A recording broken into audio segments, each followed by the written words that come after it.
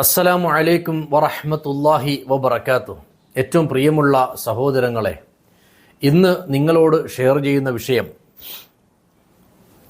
നമ്മുടെ കണ്ടന്റിൽ പറഞ്ഞതുപോലെ പല ആളുകൾക്കും പല ഒളിച്ചുകളികളും കണ്ടുപിടിക്കാൻ കഴിയാത്ത വിഷമങ്ങൾ നമ്മൾ അറിയിക്കാറുണ്ട്. ഭർത്താവ് എങ്ങോട്ടാ പോകണേന്ന് അറിയുന്നില്ല, ഭാര്യ എങ്ങോട്ടാ പോകുന്നതെന്ന് അറിയുന്നില്ല. അപ്പോൾ ഇതിപ്പോൾ ക്യാമറ ശരീരത്ത് സെറ്റ് ചെയ്തിട്ടും കാര്യമില്ലല്ലോ. അത് ഒരു പരിധി വരെ അതിൻ്റെ ചാർജ് തീർന്നാൽ പിന്നെ അതും കിട്ടൂല. അങ്ങനെ ഏതായാലും ഈ ഭാര്യയെ കാര്യമായി സ്നേഹിച്ച് തേനെ പാല് കരളെ എന്നൊക്കെ വിളിക്കുകയും ചെയ്യും. അപ്പുറത്തൂടെ പോയി വേറെ തേനും പാലും ഒക്കെ മേടിച്ച് കഴിക്കുകയും ചെയ്യും. അങ്ങനത്തെ ചില ഭർത്താക്കന്മാരുടെ ഒളിച്ചുകളി കണ്ടുപിടിക്കാൻ അതിന് നമ്മുടെ മനസ്സിൻ്റെ ആ ഒരു പ്രാർത്ഥന, അള്ളാഹുവിനോടുള്ള ഒരു പ്രാർത്ഥന, സൃഷ്ടാവിനോടുള്ള ജഗന്നിയന്താവിനോടുള്ള മനമുരുകിയുള്ള പ്രാർത്ഥന, അതൊരു വലിയ മരുന്നാണ്. ഇവിടെ ഒരു ചെറിയ ഷോർട്ട് കട്ട് നിങ്ങൾക്ക് ഞാൻ പറഞ്ഞു തരാം. ഭർത്താവിൻ്റെ ഒളിച്ചുകളി മനസ്സിലാക്കാൻ ആഗ്രഹിക്കുന്ന സ്ത്രീകൾ പ്രധാനമായും നിങ്ങൾ ശ്രദ്ധിക്കേണ്ടത്, നമ്മൾ ഈ കാണുന്ന അടയാളങ്ങൾ അല്ലെങ്കിൽ കാണുന്ന സ്വപ്നങ്ങൾ അത് വെച്ചിട്ട് ആരെയും പ്രതിക്കൂട്ടിലും പ്രതിസ്ഥാനത്തും നിർത്താൻ പാടില്ല. നിങ്ങൾ നല്ലതുപോലെ ഒരു വിഷയത്തിൻ്റെ സംശയം കിട്ടിയാൽ അത് പൂർണ്ണമായിട്ടും ഞാൻ അറിഞ്ഞ വിഷയം അങ്ങനെ തന്നെയാണോ, അതല്ല ഇതിന് മറ്റൊരു വശമുണ്ടോ എന്ന് ചിന്തിക്കൽ നമ്മുടെ ഓരോരുത്തരെയും ബാധ്യതയാണ്. ഇല്ലെങ്കിൽ അള്ളാൻ്റെ മുമ്പിൽ അതിന് മറുപടി പറയണം.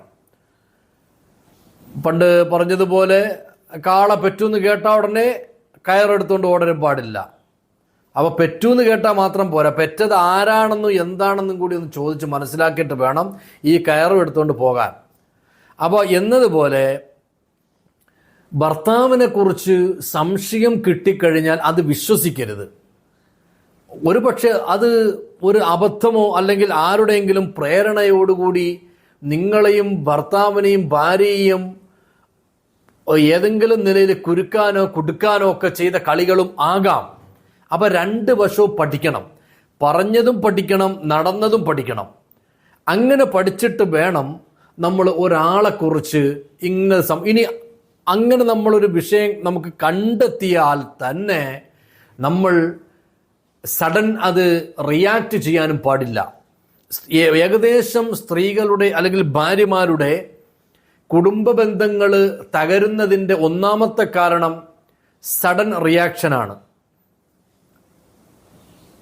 ഈ നമ്മൾ പറയുമല്ലോ, വെട്ടിയാൽ തുണ്ടം രണ്ട് എന്നതുപോലെ ആ കോലത്തിൽ ഒരു വിഷയത്തെയും നിങ്ങൾ ഡീൽ ചെയ്യരുത്.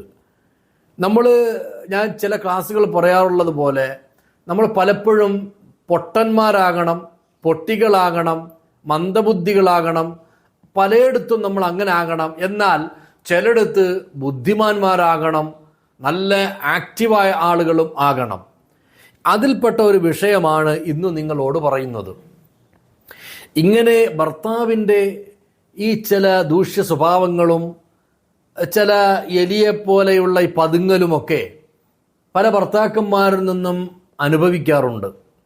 എന്നാൽ ചില ഭർത്താക്കന്മാരുടെ മൊബൈൽ ചെക്ക് ചെയ്തിട്ട് ഒരുപക്ഷെ ഒരു 70% വരെ മൊബൈലിൽ വരുന്ന മെസ്സേജുകളോ ഫോട്ടോസുകളോ കണ്ടിട്ട് കുടുംബ ബന്ധം പിരിയുന്ന ഭാര്യമാരുണ്ട്. സൂക്ഷിക്കണം. ഈ കാലഘട്ടത്തിൽ മൊബൈൽ എന്ന് പറയുന്ന സാധനം രണ്ടിനും ഉപയോഗിക്കാം. ഏതാണ് രണ്ടിനും ഉപയോഗിക്കുക എന്ന് പറഞ്ഞാൽ നന്മയ്ക്കും ഉപയോഗിക്കാം, തിന്മയ്ക്കും ഉപയോഗിക്കാം.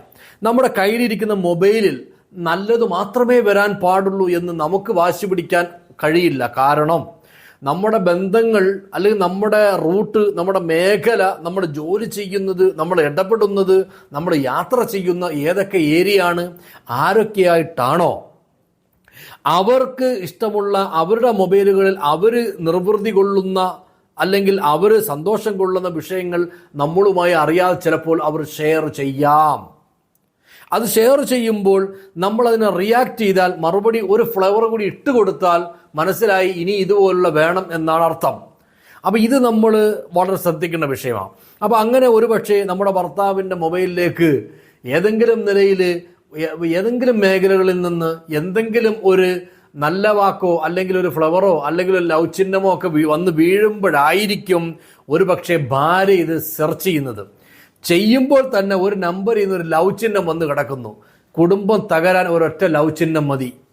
ഈ ലവ് ചിഹ്നത്തോടു കൂടി ഒരു ഭാര്യയും ഭർത്താവും രണ്ടാകും. എന്നാൽ ഇതെന്തിൻ്റെ ലവ് ചിഹ്നമാണ്? ഇത് ഏത് ലവ് ചിഹ്നമാണ്? ബന്ധപ്പെടാനുള്ള ലവ് ചിഹ്നമാണോ? സ്നേഹിക്കാനുള്ള ലവ് ചിഹ്നമാണോ? പിന്നെ ആത്മാർത്ഥമായ സഹകരണം നിലനിർത്താനുള്ള ലവ് ചിഹ്നമാണോ? അത് മതസൗഹാർദ്ദത നിലനിർത്താനുള്ള ലവ് ചിഹ്നമാണോ? ഈ ചിഹ്നം കണ്ട ഉടനെ എൻ്റെ പിന്നെ ചിഹ്നം വിളിക്കാൻ പാടില്ല.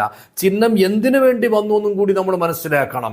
അപ്പം അതുകൊണ്ട് ലവ് ചിഹ്നം കണ്ട് മൊബൈൽ എടുത്ത് അത് ഉടനെ തലാഖിലേക്കും കുടുംബബന്ധത്തിലേക്കും പോകുന്ന അവസ്ഥകളിലേക്ക് സ്ത്രീകൾ വളരെ ശ്രദ്ധിക്കുക. അപ്പോൾ ഏതായാലും നമ്മുടെ വിഷയത്തിലേക്ക് വരുന്നു. നമ്മുടെ ഭർത്താവിനെ കുറിച്ച് അങ്ങനെ നിങ്ങൾക്ക് ഒരു വിശ്വാസം അല്ലെങ്കിൽ എവിടുന്നെങ്കിലും അങ്ങനെ ഉറപ്പുള്ള ചില കാര്യങ്ങൾ നിങ്ങൾ കിട്ടിയെങ്കിൽ ഒരു 11 ദിവസം ഇൻഷാ അള്ളാ ഈ 11 ദിവസം നിങ്ങൾ നോമ്പെടുക്കണം, സുന്നത്ത് നോമ്പെടുക്കണം. ഈ 11 ദിവസം സുന്നത്ത് നോമ്പെടുത്ത് സുന്നത്തിൻ്റെ ആ നോമ്പിൻ്റെ നിങ്ങളുടെ ഉദ്ദേശമെന്ന് പറയുന്നത്, നിങ്ങളുടെ മുറാദ് എന്ന് പറയുന്നത്, നിങ്ങളുടെ ആവശ്യം ഖളാ ഉൽ ഹാജ, നിങ്ങളുടെ ആവശ്യം എന്ന് പറയുന്നത് എൻ്റെ ഭർത്താവും ഞാനുമായി ഒരു കാരണവശാലും ബുദ്ധിമുട്ടിലോ തൊരാക്കിലോ പോകാതെ എന്തെങ്കിലും വിഷമം ബുദ്ധിമുട്ട് അദ്ദേഹത്തിന് ഉണ്ടെങ്കിൽ അതിൽ നിന്ന് എന്നെ സലാമത്താക്കണം. അപ്പോൾ ഈ 11 ദിവസം നിങ്ങൾ സുന്നത്ത് നോമ്പെടുത്തുകൊണ്ട് 11ാമത്തെ ദിവസം നിങ്ങൾ ഒരു യാസീൻ ഓതി ദുആഇരുന്ന് ഇൻഷാ അല്ലാഹ് തഹജ്ജുദ് നിസ്കാരത്തിന് ദുആഇരക്ക് ആ അവസാനത്തെ ദിവസം തഹജ്ജുദ് നിസ്കാരത്തിന് എഴുന്നേൽക്കുന്നതിന് മുമ്പായിട്ട് ഇതിൻ്റെ സത്യാവസ്ഥ എന്താ നിങ്ങൾക്ക് തിരിയും ഇൻഷാ അള്ളാഹ്. അതുമായി ബന്ധപ്പെട്ട ദുആ ഉണ്ട്, അത് നമ്മുടെ ഉറങ്ങുന്ന തലങ്ങണയുടെ അടിയിൽ വെച്ചാൽ മതി. ആ 11 ദിവസം ഇൻഷാ അള്ളാഹ് അതിലൂടെ ആ വിഷയങ്ങൾ കാണിക്കും. അത് ആവശ്യമുള്ളവർക്ക് അവരുടെ അഡ്രസ്സിൽ കൊറിയറിലേക്ക് അയച്ചു കൊടുക്കുന്നതാണ്. വാട്സാപ്പിൽ മാത്രം ബന്ധപ്പെടുക. അസ്സലാമു അലൈക്കും വറഹ്മത്തുള്ളാഹി വബറകാതുഹു.